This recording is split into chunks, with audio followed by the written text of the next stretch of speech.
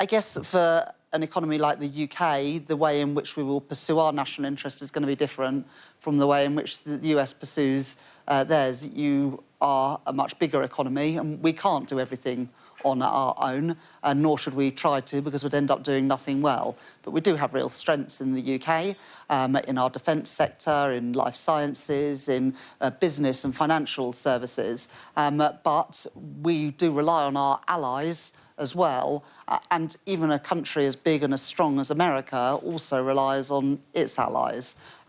And I guess the sort of area where I think that we do need to sort of continue that dialogue between countries that share each other's values is how we can work together in our mutual interests to advance our values in, a very unstable and uncertain world. And you know, if you say, could you picture the world without the US and what would the world be like? Yeah, the world would be a lot poorer and it would be a lot scarier.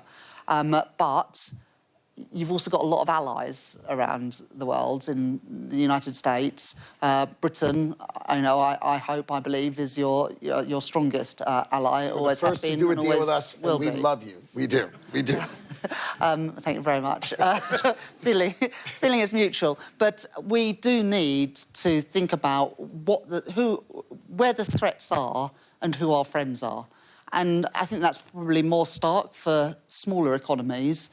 But even for the US, when you think about, I was in the States, as you know, last week for a meeting of G7 plus a few other finance ministers to talk around critical minerals. Now, you do have some reserves of critical minerals, but not everything you need. 90% of your critical minerals at the moment come from the US, from China. You need to wean yourself off those. Sure. Yeah, but you won't be able to do that without the help of Canada and Australia and other countries.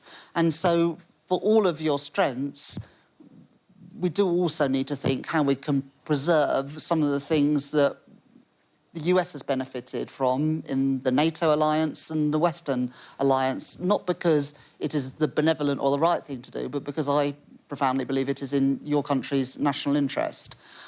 The other thing I just wanted to say, Adam, in terms of sort of building security and resilience, for my country, it's about our industrial strategy, where we're really focusing on these sectors where we are really good. We're not going to be a semiconductor superpower in the UK. That's not realistic. So but we've got biotech. Life sciences, biotech, financial services, which is obviously absolutely crucial for financing things like the exploration for critical minerals and the extraction of those critical minerals. We've got real strength with the London Metal Exchange in London, for example. But although we have some reserves of lithium and tungsten, we're not going to be a big global supplier of critical minerals. So we have strengths. Defence is another one. And our trade strategy is also around our security and resilience, where we are trying, and this is different from the US approach, I absolutely acknowledge that, we are trying to reduce barriers to trade. You know, we've done trade deals this year with you,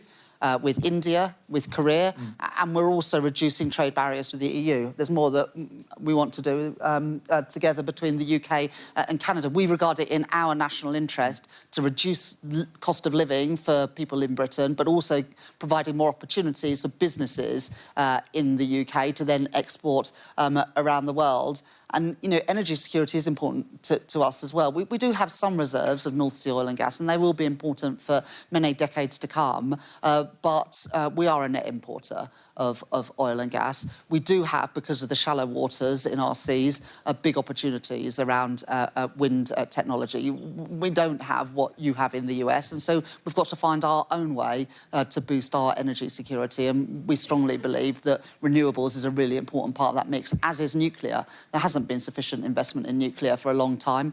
We've signed off Sizewell C, big nuclear reactor, as well as small modular reactors in North Wales. So, you know, that security for us is around energy security, our security through our industrial strategy and our trade strategy as well.